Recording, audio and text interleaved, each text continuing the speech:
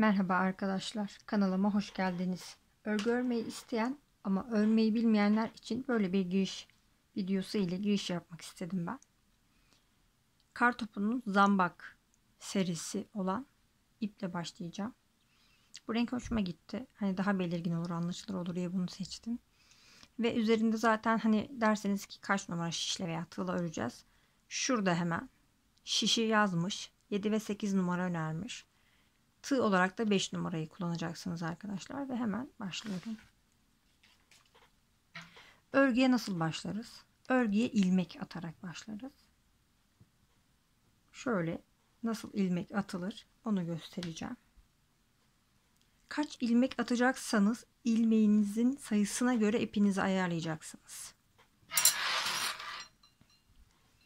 Diyelim ki 20-15 ilmek atacaksınız. Şu ölçü kafi bence. Ben göz kararı ayarlıyorum. Daha fazla atacaksanız şu kısmı daha uzun tutacaksınız. İpin uç kısmını. Şimdi ben göstermelik size şu kadar yeterli diye düşünüyorum. Sonra ipi böyle 2 kat yapıyoruz. Başlamak için. Şu orta kısmı 2 parmağımı geçiriyorum. Büküyorum. Kapattım. Ve şu ipi kaydırdım üsttekini.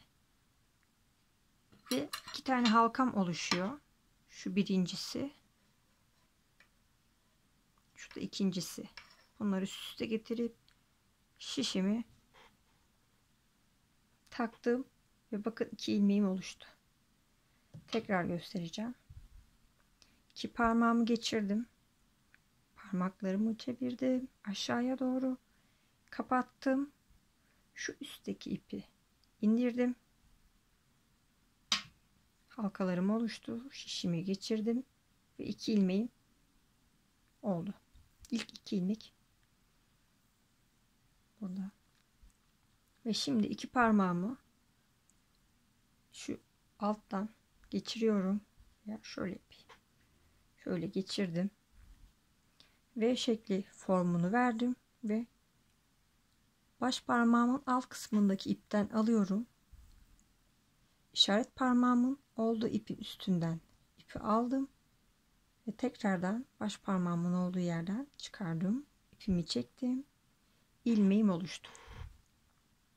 Tekrar gösteriyorum. Baş parmağımın olduğu kısımdaki ipin altından geçiriyorum şişime. İşaret parmağımın üstünden alıyorum ipi ve tekrardan baş parmağımın olduğu yerden çıkarıyorum ve ipimi çekiyorum. İlmeğim oluşuyor.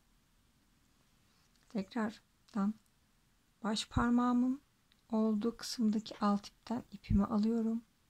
İşaret parmağımın üstten geçirdim ipi ve tekrardan aynı yerden çıkış yapıp ipimi çekiyorum.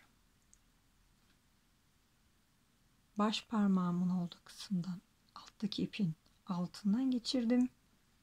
İşaret parmağımın üst kısmından ipi alıyorum ve tekrardan aynı şekil çıkıyorum. Şöyle de şey yapabiliriz. Şu birinci ipimiz olsun. Şu ikinci ipimiz olsun baş parmağımızda. Birinci ipin şöyle göstereceğim. Birinci ipin altından aldım. İşaret parmağımda da zaten bir tane ip var. Onun da üstünden geçirip tekrardan orta kısım. Şu orta kısımdan çıktım ve tamam. Bakın alttan aldım. Aldım ve şuradan yine aynı yerden çıktım. Bakın şöyle de gösterebilirim. Buradan giriyorum. Alıyorum ve aynı yerden çıkıyorum. Ve kaç ilmek atacaksak öreceğimiz örgümüz kaç ilmekle başlayacaksa o kadar şişimize ilmeklerimizi atıyoruz. Ve bir diğer bir başlama şekli de var. Ben onu da göstermek istiyorum sizlere. Yine 2 kat ipimiz şöyle tutuyoruz. Şişi geçirdim. Tekrar V şeklini oluşturdum. baş parmağımın alt kısmını ipten aldım. İşaret parmağımın üstünden geçirdim. Tekrar baş parmağımın olduğu aynı giriş yaptığım yerden çıkış yapıyorum. 2 ilmeğim oluştu. Alt ipin altından geçirdim şişimi. İpin üstünden alıyorum ilmeğimi ve tekrardan çıkış yapıyorum. Baş parmağımın alt ipinden geçiş yapıyorum alttan.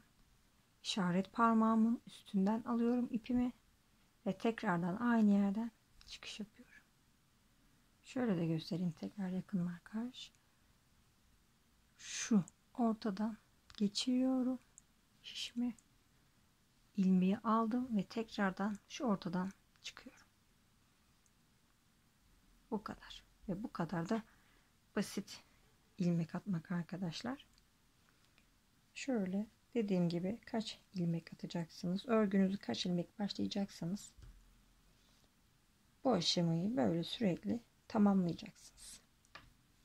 Kanalıma abone olmadıysanız abone olursanız ve eğer bu videomu da beğendiyseniz beğen butonuna basarsanız çok sevinirim arkadaşlar. Bir sonraki videoda görüşmek dileğiyle. Hoşça kalın.